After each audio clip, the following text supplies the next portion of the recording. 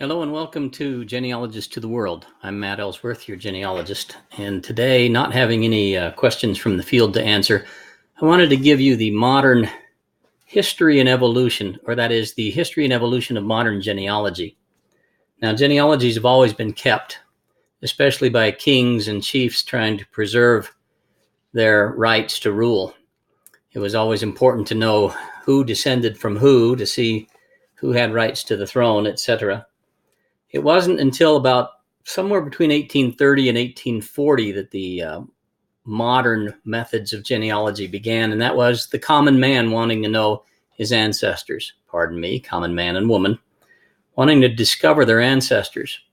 It was about that time that nations like the United Kingdom began keeping central registries of births, marriages, and deaths, and other societies, religious groups and others, started doing a better job of keeping their records. Heraldic societies were formed, showing who could carry what shield or blazon. Genealogical societies were finally formed around 1840. And I'm thinking now of the New England Historical and Genealogical Society in the United States, and also the Genealogical Society of Utah started up around that time. And I like to think that between 1840 and 1940, things didn't much change. The effort was a collection of books, writing letters, collecting preserved memories, people beginning to write family histories and genealogies. But for 100 years, things didn't much change. And then between 1940 and 1975, I'll call that the era of microfilm. It was discovered that you could take pictures and then make them smaller and smaller and smaller until you could, on a page about this size, print the images of maybe 300. This is on a microfiche, a little piece of plastic or cellophane. You could print about 300 pages or one full book. And then they learned that you could put this on a roll of film and get maybe 3 or 4 books of that size on a roll of film that would be about this big. And that was the way it stayed from 1940 till about 1975. And some genealogical societies, particularly the Genealogical Society of Utah, which is now represented as FamilySearch.org, they began digitizing. After they had almost 2.5 million rolls of film, they began taking digital images and then digitizing the rolls that they already had. So around 1990, this is all very loose, we got into the computerized age. And companies, discovering that people were interested in finding their ancestors, began putting data into their computers and producing indexes of things that previously weren't indexed and took a long time to search. Now, I started my genealogical experience in the mid-70s. And at that time, the prevailing method was pretty much to write a letter. You would write a letter to a clerk somewhere and say, do you have the marriage records of this couple at this time? And you'd get a letter back several weeks later that says, if you're lucky, yes, we do. That will cost you, and they would give a price of $10, $15, $20. And then you would write a check, and a couple of weeks later, it would get to them. And a couple of weeks after that, if you're lucky, you would get a copy of the marriage record. And if you're very lucky, it was the right one. And then you would say, oh, now I know how old they were. Now I will write to that same person again and ask for their birth records. And so the whole process of finding out the facts of a single family might take a year. Now in the computerized age, we moved from 1990 till today, where digitized images are posted online. Armies of volunteers are indexing them at FamilySearch.org. Or companies, commercial companies, are having them indexed, like ancestry.com, myheritage.com. People are contributing family trees to these organizations, and they are online on the internet. So anybody can either pay a subscription fee or go to the online free services and find their ancestors if, in fact, the pedigrees or the birth, marriage, death, and other records have been put on the internet.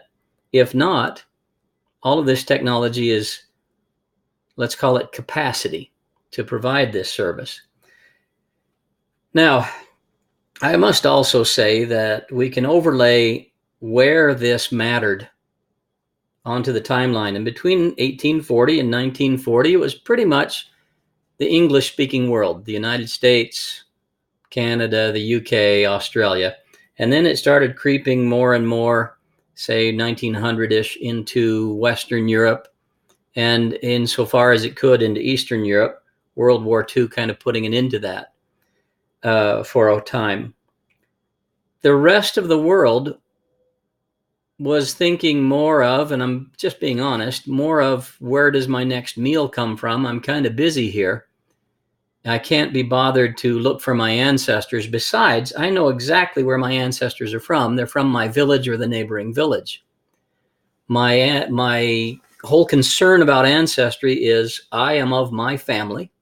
My family is of this clan, which is of this tribe, which is of this people, which is of this nation, and that's all I need to know. If I'm Arab, my name might be Suleiman bin Yaqub Anahayan min Abanayas, and you knew exactly where you were from. By the way, that was partially the family of Abu Dhabi from the United Arab Emirates. But now in a more mobile society, as the English-speaking world was, you might be far removed from where your ancestors are from. The Americans suffer from not knowing where they're from except America, or I'm from Arizona. But my ancestors, my great-grandfather was born in Utah, to a father born in New York, to a father born in Vermont, to a father born in Massachusetts. We move around, and that man's great-grandfather was born in the United Kingdom, and where they got their names from, that's another science.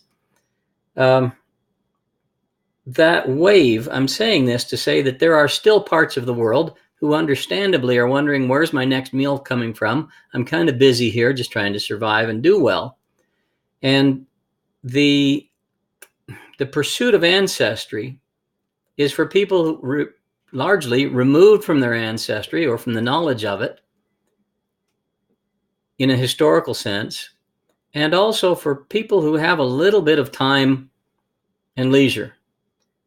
So it is just now reaching many parts of the world that I'm most interested in, Africa and Asia.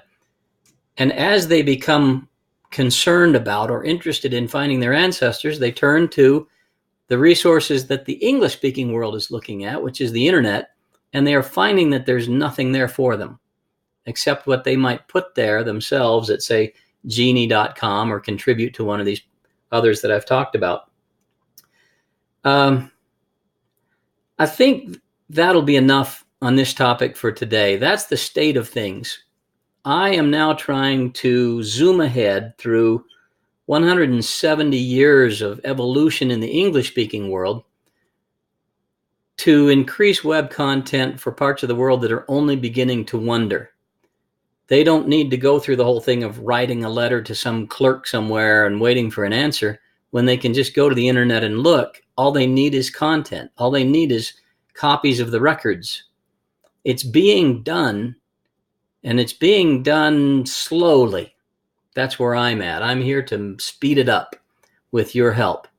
Now that this video is online, anybody that I've forgotten, say Cindy's List or Genie.com or MyHeritage or any of them like it who want to, can say, don't forget us, and put it in the comments.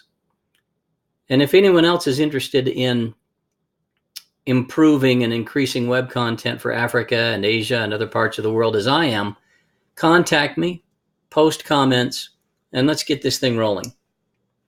Matt Ellsworth, genealogist to the world.